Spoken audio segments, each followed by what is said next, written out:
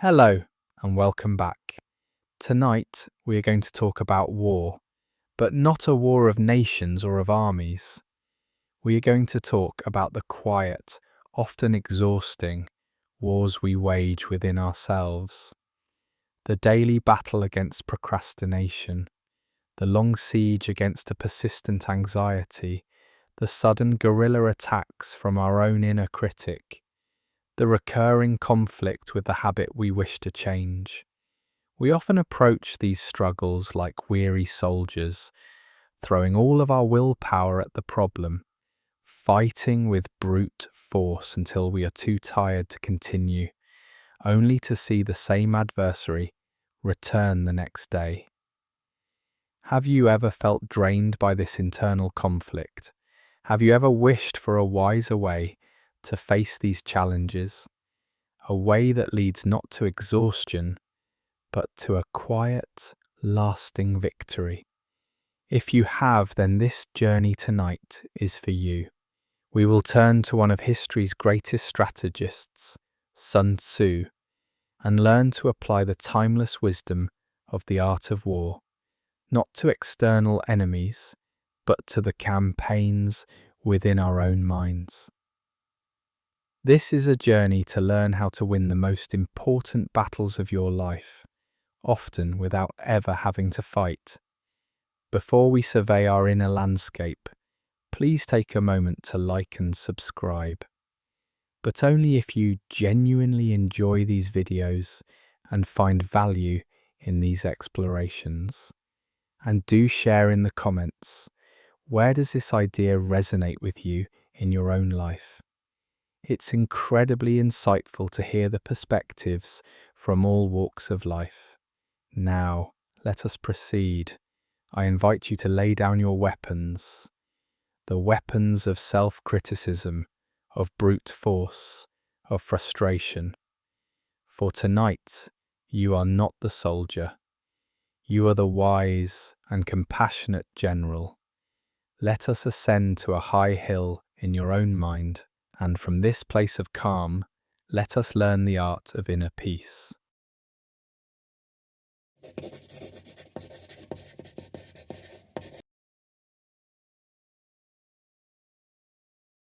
Sun Tzu taught that before any engagement, the wise general devotes immense energy to understanding two things: the terrain of the battlefield and the nature of both his own forces and those of the enemy.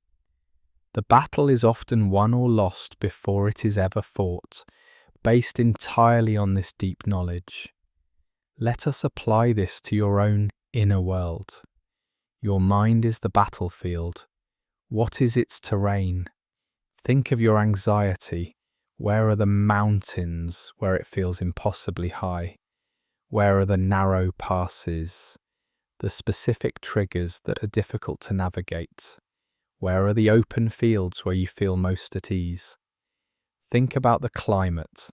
Does your anxiety grow stronger in the night of fatigue or in the heat of social pressure? Now, consider your procrastination. What is its nature? Is it a great, fearsome army, or is it more like a deceptive fog that rolls in and saps your will? What are its supply lines? Does it feed on a lack of clarity, on a fear of failure, or on simple exhaustion? To know this is not to judge it. It is to gather vital intelligence. And most importantly, know yourself. Know your own forces. What are your strengths? When are you most focused, most creative, most resilient? Are you a morning person whose army is strongest at dawn, or do you find your power in the quiet of the night? What provisions do you need to be effective? Sleep, good food, quiet time. A wise general never sends a tired or hungry army into battle. To know your own limits, your own needs, your own nature. This is the foundation of all strategy. The foolish general, Sun Tzu says, seeks victory in battle, The wise general seeks victory before the battle ever begins. Their victory appears so easy that no one even recognizes it as a great achievement. How can we apply this artful approach to our inner struggles? Consider the fortress of a bad habit. The brute force approach is a direct assault, trying to break down the walls with sheer willpower. This is exhausting and rarely works. The strategic approach is different. The wise general asks, is there an undefended gate? Can I redirect the river that supplies the fortress? If the habit is mindless scrolling at night, perhaps the river is having the phone by your bed. Redirecting the river is as simple as leaving the phone to charge in another room. The fortress of habit is not stormed, it is simply left without its key resource. The battle is won without a fight. Consider the guerrilla army of your inner critic. It attacks with sharp, sudden ambushes of self-doubt. To fight it directly, to argue with it, often gives it more power. The strategic approach is one of deception. Sun Tzu advises to appear weak when you're strong.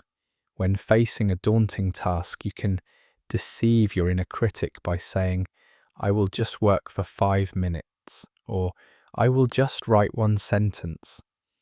This task is so small, so non-threatening, that the inner critic sees no need to mobilize its forces.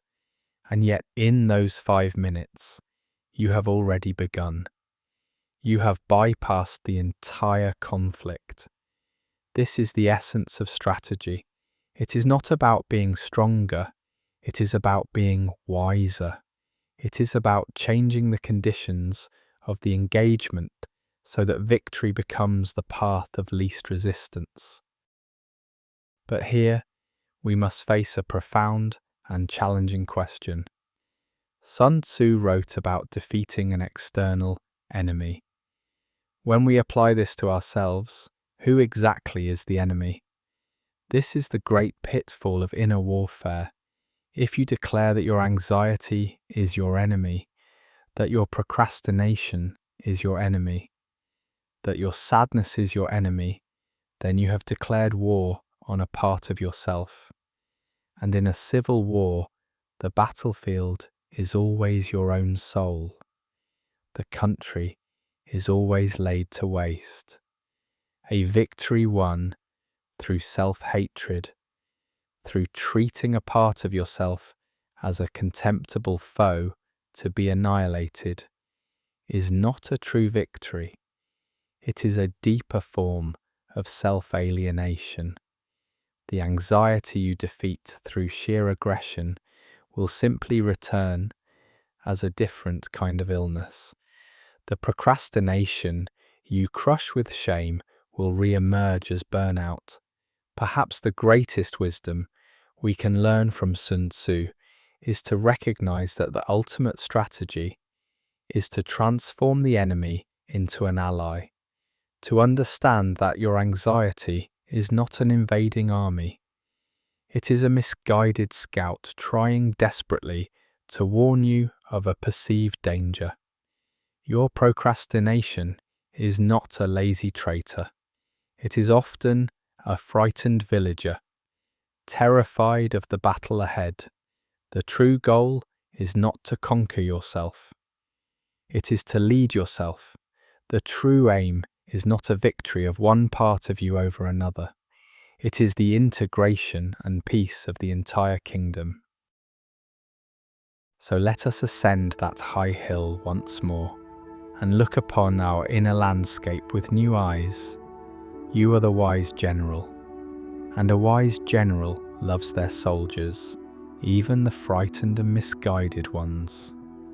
Bring to mind an inner conflict you are facing right now. Instead of planning your attack, I invite you to practice reconnaissance. Get curious. Approach this part of yourself not with a sword, but with an open hand. Ask your anxiety, what are you trying to protect me from? Ask your procrastination, what are you afraid will happen if we begin? Listen for the answer, not in words, but in feelings. Instead of fighting, can you negotiate? Can you offer a treaty? To your anxiety, you can offer a promise of preparation and self-compassion. To your procrastination, you can offer the promise of starting small and of resting after the effort. The wise general knows that sometimes the greatest strategic move is an act of profound kindness. It is providing your troops with the resources, the rest, and the reassurance they need to feel safe. When your inner world feels safe and unified, there is no one left to fight. As you drift towards sleep, let go of the idea that your life is a battle. It is not, it is a kingdom, and you are its wise and compassionate sovereign. Your task is not to win wars, but to cultivate peace, to understand the needs of every part of your realm, to lead with wisdom, with strategy, and above all, with a deep and abiding love for your entire kingdom, especially the parts that are struggling. In this profound act of peaceful self-leadership, you will find a victory more complete and more lasting than any battle could ever provide. Rest now, Your Majesty. Your kingdom is at peace.